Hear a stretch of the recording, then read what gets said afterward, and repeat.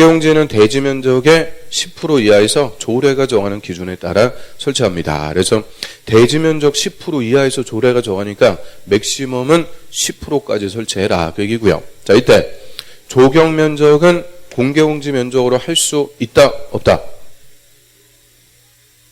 있다. 그래서 조경 따로 공개용지 따로 그러면 건물 지을 땅 없어요. 그래서 조경 면적은 공개용지 면적으로 다 산입해 줄 수가 있고요. 그럼 공개용지 설치해서 일반인에게 제공을 해주는 거니까 연간 60일 이내로만 문화행사, 판촉활동 이런 거 하도록 하죠. 그럼 백화점 같은 데 공개용지 설치해놓고 맨날 그냥 물건 내다 놓고 판촉활동을 그러면 안 되죠. 그래서 60일 이내로만 하고 나머지 기간은 일반인에게 제공을 해주도록 합니다. 그럼 일준이, 상준이, 땅값 비싼 적 이런 데서 금쪽 같은 내 땅에 10%나 일반인에게 내놨다. 기특하죠. 인센티브 줍니다. 그래서 이 공개용지 설치하면은 용적률하고 높이지 않을 1.2배까지 완화해 주도록 하죠. 인센티브 주고요. 일단 건폐율을 1.2배 완화해 준다 이러면 틀려요. 건폐율 완화는 없다. 용적률하고 높이지 않. 그럼 원래 10층까지 지을 수가 있는 지역이었는데 공개용지 10% 맥시멈 다 내놨어요. 그럼 용적률 1.2배 완화해서 12층까지 건축할 수가 있게 되죠. 그래서 항상 용적률 완화해주면 뭐가 완화가 된다? 충수가 올라가니까 높이도 따라 올라가요. 그래서 용적률 완화해줄 때는 높이 제한까지 같이 완화를 해주죠. 1.2배 완화해줍니다. 자, 다음 194페이지 그 가로 4번 대지 분할 제한. 자, 먼저 분할 제한 면적. 자, 건물에 있는 대지는 다음의 규모 이상에서 조례가 정하는 면적에 못 미치게, 거기서 못 미치게는 미만으로 분할할 수 없다. 그래서 대지의 최소 면적 기준. 자, 주거지역은 60, 상업 공업지역은 150, 녹지지역은 200, 나머지 60. 그러면 관리지역 같은 경우에는 얼마가 돼요? 주, 상, 공록 아니면은 다 얼마? 60. 그래서 60, 150, 200, 60. 이거 뭐 매주 하니까 이거 뭐 다 외웠을 거예요. 대지의 최소 면적 기준. 이거 우리 국토법에서 뭐 할 때 봤어요? 국토법에서 2번 나오는데 하나라도 한번 얘기해보면 하나. 다 눈길을 회피해요. 자, 이거 최소 면적 기준이니까 지구 단위 계획으로도 절대 완화해 줄 수 없다. 지구 단위 계획으로 완화해 줄 수 없는 대표적인 건축법 규정이 대지 분할 제한. 또 건물에 있는 대지는 절대 이 면적 미만으로는 분할할 수 없다. 그러면 건물에 없는 땅은 뭐라 불러요? 토지.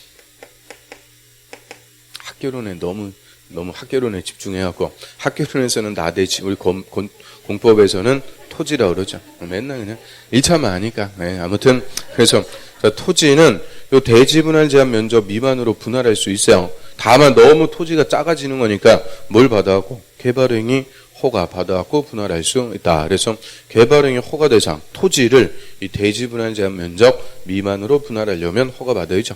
그다음 우리 개발법에서는 증환지, 감환지 이런 거 하는 과소 토지의 기준도 대지 분할 제한 면적이 되죠. 그래서 모든 공법에서 다 써먹는 아주 중요한 기준이니까 뭐 이건 맨날 하니까 뭐 외우실 거예요.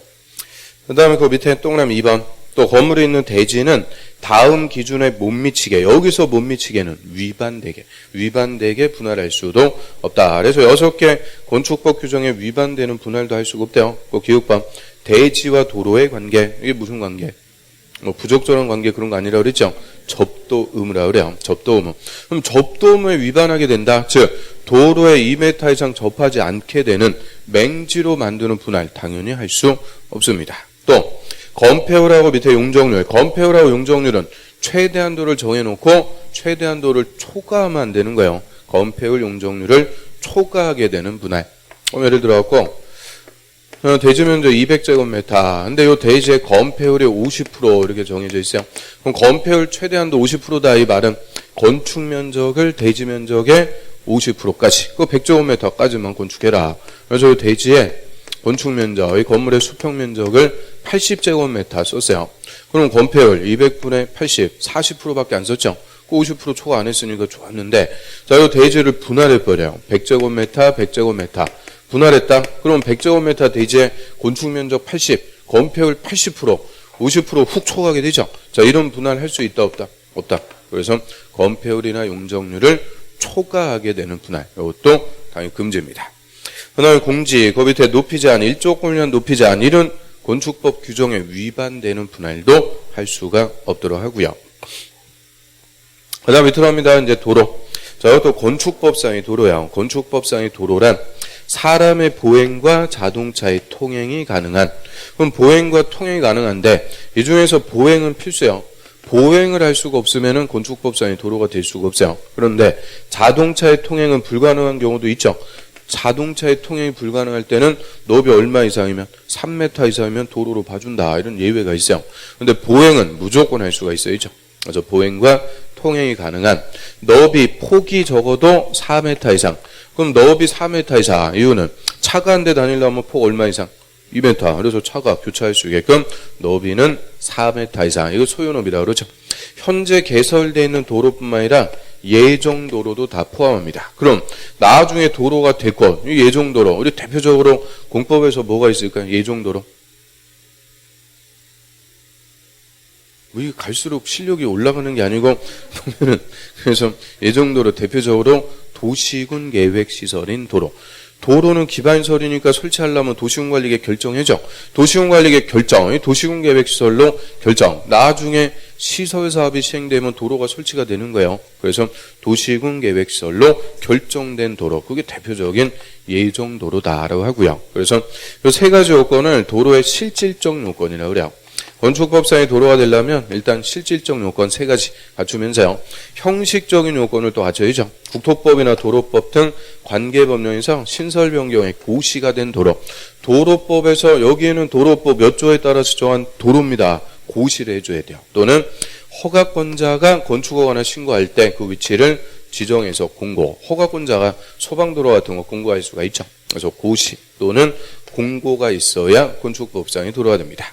그럼 실질적 요건 3개에다가 형식적 요건 2개. 그러니까 1, 2, 3, 4, 5 잘 물어봐요. 일단 예정도로는 포함하지 않는다 그러면 틀려요. 예정도로 포함.